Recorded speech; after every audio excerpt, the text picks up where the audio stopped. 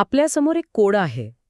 विचार करा, एकाच शाळेत काम करणाऱ्या 2 शिक्षकांपैकी ज्यांना कमी अनुभव आहे त्यांना वरिष्ठ वेतन श्रेणी मिळते आणि ज्यांना जास्त अनुभव आहे त्यांना मात्र वाट पाहावी लागते. असं का होतं? हा अन्याय आहे की यामागे काहीतरी वेगळं गणित आहे? आणि हेच गणित आज आपल्याला सोडवायचं आहे. हो. आपल्या एका श्रोत्यांना अगदी असाच प्रश्न विचारलाय. समजा एका संस्थेत 300 शिक्षक आहेत आणि त्यापैकी 33% म्हणजे 99 जणांना पदवीधर वेतन श्रेणी द्यायची आहे. ठीक आहे. तर या 99 जणांची निवड कशी होणार?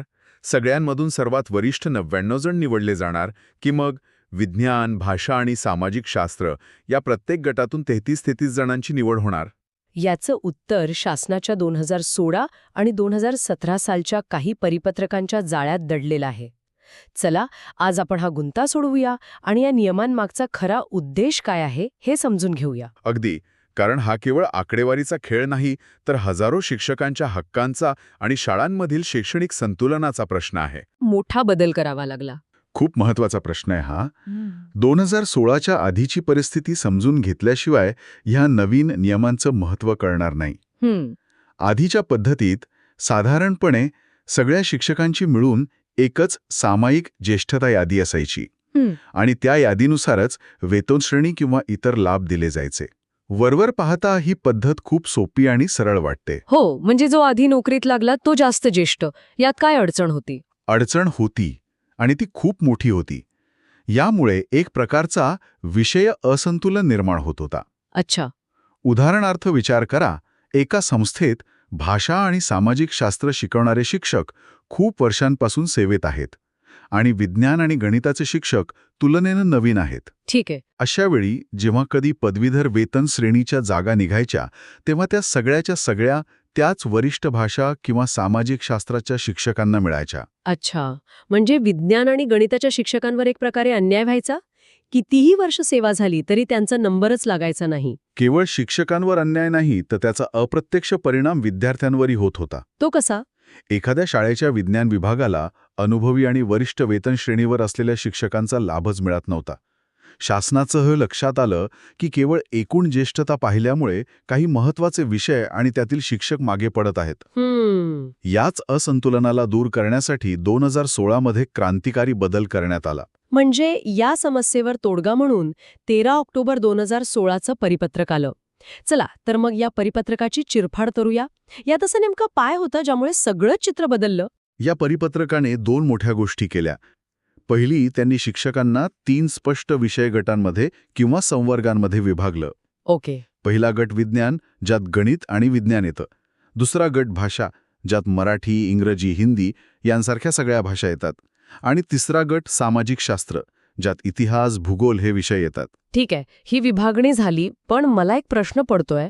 जर सगळ्या शिक्षकांची मिळून एकच ज्येष्ठता यादी केली तर ती जास्त सोपी आणि पारदर्शक नाही का होणार?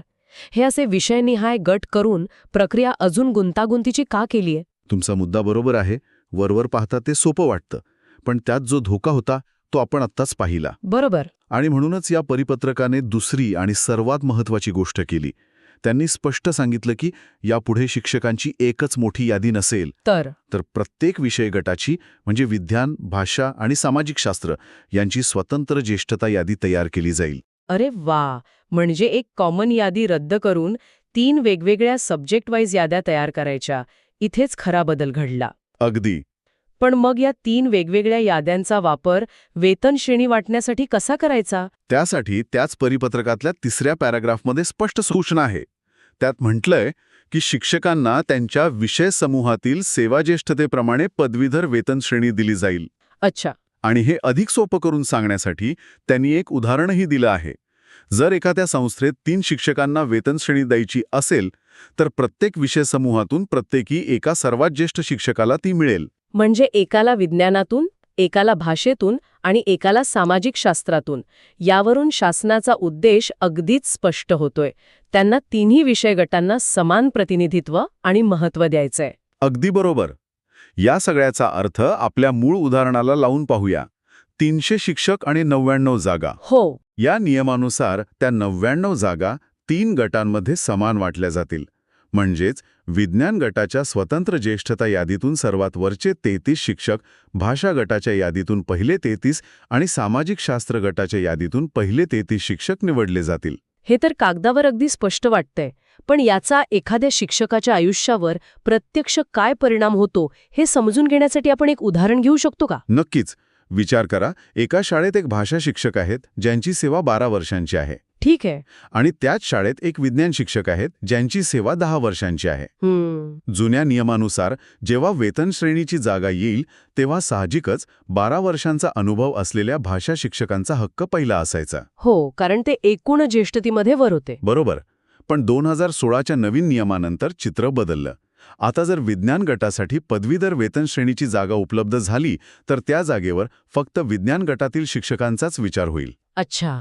मग जरी भाषा शिक्षकांची एकूण सेवा जास्त असली तरी त्या विज्ञान गटाच्या जागेवर 10 वर्षांची सेवा झालेल्या विज्ञान शिक्षकालाच ती वेतन श्रेणी मिळेल. अच्छा, म्हणजे आता स्पर्धा फक्त आपल्याच विषयातल्या शिक्षकांशी आहे, संपूर्ण शाळेतल्या शिक्षकांशी नाही. अगदी. याचे फायदे काय झाले? याचे 2 मोठे फायदे आहेत. एक, प्रत्येक विषयातल्या शिक्षकांना वाढीसाठी समान संधी मिळाली. आणि दुसरा, जो जास्त महत्त्वाचा आहे, तो म्हणजे शाळांना अनुभवी आणि तज्ज्ञ शिक्षक प्रत्येक विषयात टिकवून ठेवण्यास मदत झाली. ते कसं काय? नाहीतर काय व्हायचं, विज्ञान गणिताचे शिक्षक वेतनवाढीच्या संधी मिळत नाहीत म्हणून कदाचित शाळा सोडून जायचे. आता त्यांनाही त्यांच्या कामाचं योग्य फळ मिळू लागलं. हे तर अगदी स्पष्ट आहे. 2016च्या नियमाने जुन्या व्यवस्थेतील एक मोठी त्रुटी दूर केली, पण तरीही आपण पाहतो की 2017मध्ये शासनाला यावर पुन्हा बोलायची गरज भासली. हो. याचा अर्थ नक्कीच काहीतरी गोंधळ किंवा गैरसमज जमिनीवर होत असणार. जर 2016चा नियम इतका स्पष्ट होता तर 2017मध्ये नवीन परिपत्रकं का आली? अगदी बरोबर पकडलंय. 2016च्या नियमाने एक प्रश्न सोडवला, पण नकळतपणे एक नवीन प्रश्न निर्माण केला. कोणता? सगळ्या शाळा आणि संस्थांमध्ये एक नवा संभ्रम निर्माण झाला. तो म्हणजे, ठीक आहे, वेतन श्रेणीसाठी आम्ही ह्या 3 वेगळ्या याद्या वापरू, पण मग मुख्याध्यापक किंवा पर्यवेक्षक पदावर पदोन्नती देताना काय करायचं? अरे हो. त्यासाठी सुद्धा या 3 वेगळ्या याद्या वापरायच्या का? खरंच की, म्हणजे एखाद्या शाळेला मुख्याध्यापक नेमायचा असेल तर त्यांनी विज्ञान, भाषा की सामाजिक शास्त्राच्या यादीतला शिक्षक निवडायचा? हा तर मोठाच पेच आहे. आणि याच पेचावर उत्तर देण्यासाठी 28 जानेवारी 2017 आणि 14 नोव्हेंबर 2017ची परिपत्रकं आली. अच्छा. या परिपत्रकांनी एका मोठ्या गैरसमजावर पडदा टाकला. त्यांनी सांगितलं की शिक्षकांसाठी 2 वेगवेगळ्या कारणांसाठी 2 वेगवेगळ्या प्रकारच्या याद्या असतील. थांबा, म्हणजे एकाच शिक्षकाचं नाव एकाच वेळी 2 वेगवेगळ्या याद्यांमध्ये असू शकतं आणि दोन्ही ठिकाणी त्याचं स्थान वेगळं असू शकतं. इथेच लोकांचा गोंधळ उडत असणार. अगदी बरोबर. आणि हाच या सगळ्या चर्चेचा गाभा आहे. 2017च्या परिपत्रकांनी स्पष्ट केलं. काय? 1. पदवीधर वेतन श्रेणी देण्यासाठी जी एक आर्थिक बाब आहे, त्यासाठी 2016च्या नियमाप्रमाणे विषयनिहाय तयार केलेल्या स्वतंत्र ज्येष्ठता याद्याच वापरायच्या. आणि दुसरं? आणि 2. पदोन्नती देण्यासाठी, म्हणजे मुख्याध्यापक किंवा पर्यवेक्षक अशा प्रशासकीय पदांवर बढती देण्यासाठी सगळ्या शिक्षकांची मिळून एक सामायिक ज्येष्ठता यादी वापरायची. अच्छा. आणि ही सामायिक यादी त्यांच्या पहिल्या नियुक्तीच्या तारखेवर आधारित असेल. वा, म्हणजे आता सगळा गुंता सुटला. वेतन श्रेणीसाठी विषयनिहाय तज्ञता महत्वाची, बरोबर, तर पदोन्नतीसाठी एकूण सेवा कालावधी आणि अनुभव महत्वाचा. अगदी. हे 2 वेगवेगळे उद्देश आणि त्यासाठी या 2 समांतर आणि वेगवेगळ्या पद्धती. यामुळे आता सगळं स्पष्ट झालं. हो. माझ्या माहितीत एक प्रकरण असं आहे जिथे एका संस्थेने चुकून पदोन्नतीसाठी वापरली जाणारी सामायिक यादी वेतन श्रेणी देण्यासाठी वापरली. अरे रे. त्यामुळे एका विज्ञान शिक्षकावर अन्याय झाला आणि ते प्रकरण न्यायालयात गेलं. त्यामुळे हा वरवर साधा वाटणारा फरक समजून घेणं किती महत्वाचं आहे हे यावरून लक्षात येतं. पण आपण ज्या 2016च्या परिपत्रकाबद्दल बोलत होतो त्यात अजून एका गोष्टीचा उल्लेख आहे जो मला महत्वाचा वाटतो. कोणता? त्या परिपत्रकात विज्ञान शिक्षकांच्या कमतरतेचा स्पष्ट उल्लेख आहे. हो, हा एक खूप व्यावहारिक मुद्दा आहे. परिपत्रकाच्या 6व्या पॅराग्राफमध्ये म्हटलं आहे की राज्यात विज्ञान विषय समूहातील पदवीधर शिक्षकांची कमतरता आहे. आता विचार करा, नियम म्हणतो की प्रत्येक गटातून 33 शिक्षक घ्या, पण एखाद्या संस्थेत किंवा जिल्ह्यात विज्ञान गटात पुरेसे पात्र शिक्षक उपलब्धच नसतील तर काय? हाच प्रश्न माझ्या मनात होता. मग अशा परिस्थितीत त्या 33-33-33च्या फॉर्म्युल्याची अंमलबजावणी कशी करायची? विज्ञान गटाच्या जागा रिकाम्या ठेवायच्या की त्या इतर विषय गटांना द्यायच्या? इथेच नियम आणि वास्तव्यातला फरक दिसतो. कागदावर नियम अगदी स्पष्ट आहे, पण प्रत्यक्ष अंमलबजावणी करताना स्थानिक प्रशासनाला म्हणजे जिल्हा शिक्षण अधिकारी कार्यालयाला काही निर्णय घ्यावे लागतात. म्हणजे कसे? सहसा जर एका गटात पात्र उमेदवार नसतील तर त्या जागा रिक्त न ठेवता उपलब्ध उमेदवारांमधून इतर गटांतील ज्येष्ठ शिक्षकांना दिल्या जातात. पण हे करण्याआधी विज्ञान गटात खरंच उमेदवार नाहीत याची खात्री केली जाते. अच्छा. त्यामुळे हा नियम कठोर असला तरी त्याची अंमलबजावणी वास्तवाला धरून थोड्या लवचिकपणे करावी लागते. म्हणजे या सगळ्या चर्चेतून आपण एका निष्कर्षापर्यंत पोहोचलो आहोत. हो. आपण आपल्या श्रोत्याच्या प्रश्नाचं अंतिम आणि स्पष्ट उत्तर आता देऊ शकतो. 300 पैकी 99 शिक्षकांची निवड नक्की कशी होईल? आपल्या संपूर्ण विश्लेषणानुसार उत्तर अगदी निसंदिग्ध आहे. निवड प्रक्रिया ही सामायिक किंवा एकत्रित ज्येष्ठतेनुसार होणार नाही, तर ती विषयनिहाय ज्येष्ठतेनुसार होईल. म्हणजेच त्या संस्थेला आधी 3 वेगवेगळ्या याद्या तयार कराव्या लागतील. एक गणित विज्ञान शिक्षकांची, दुसरी भाषा शिक्षकांची आणि तिसरी सामाजिक शास्त्र शिक्षकांची. बरोबर. आणि मग गणित विज्ञान गटाच्या यादीतील सर्वात वरिष्ठ 33 शिक्षक, भाषा गटाच्या यादीतील सर्वात वरिष्ठ 33 शिक्षक आणि सामाजिक शास्त्र गटाच्या यादीतील सर्वात वरिष्ठ 33 शिक्षक. हो, अशा एकूण 99 शिक्षकांना ती पदवीधर वेतन श्रेणी मिळेल. आणि यामागचं मुख्य कारणही आता आपल्याला स्पष्ट आहे. शासनाला उच्च प्राथमिक स्तरावर केवळ अनुभवी शिक्षक नकोत, तर प्रत्येक महत्त्वाच्या विषयात तज्ज्ञ आणि अनुभवी शिक्षक हवे आहेत. अगदी. जेणेकरून विद्यार्थ्यांचा सर्वांगीण विकास होईल आणि कोणत्याही एका विषयाला झुकतं माप मिळणार नाही. थोडक्यात सांगायचं तर वेतन श्रेणीसाठी विषय निहाय समानता आणि पदोन्नतीसाठी एकूण सेवा ज्येष्ठता हे सूत्र आहे. अगदी. या माहितीमुळे निश्चितच अनेक शिक्षक आणि संस्थाचालकांचा मोठा गोंधळ दूर झाला असेल. कारण अनेकदा ही परिपत्रकं सुटी वाचली जातात, पण त्यांना एकत्र जोडून पाहिल्यावरच खरं चित्र स्पष्ट होतं. हे तर खरं आहे.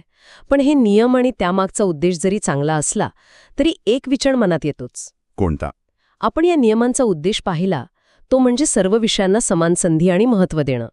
पण या व्यवस्थेमुळे शाळांच्या आतल्या वातावरणावर, तिथल्या संस्कृतीवर काय परिणाम होत असेल? खूप खोल मुद्दा आहे हा. म्हणजे या विषयनिहाय गटांमुळे शिक्षकांमध्ये एक निरोगी स्पर्धा निर्माण होते की नकळतपणे आमचा विभाग विरुद्ध तुमचा विभाग अशी गटबाजी तयार होते? हा विचार करण्यासारखा मुद्दा आहे.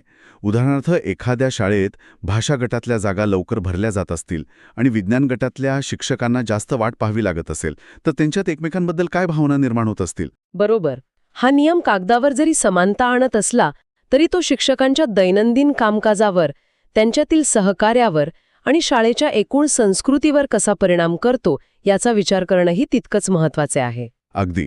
कारण कोणताही नियम शेवटी माणसांसाठी असतो आणि त्याचा माणसांवर होणारा परिणाम समजून घेतल्याशिवाय त्याचं खरं यश अपयश मोजता येत नाही.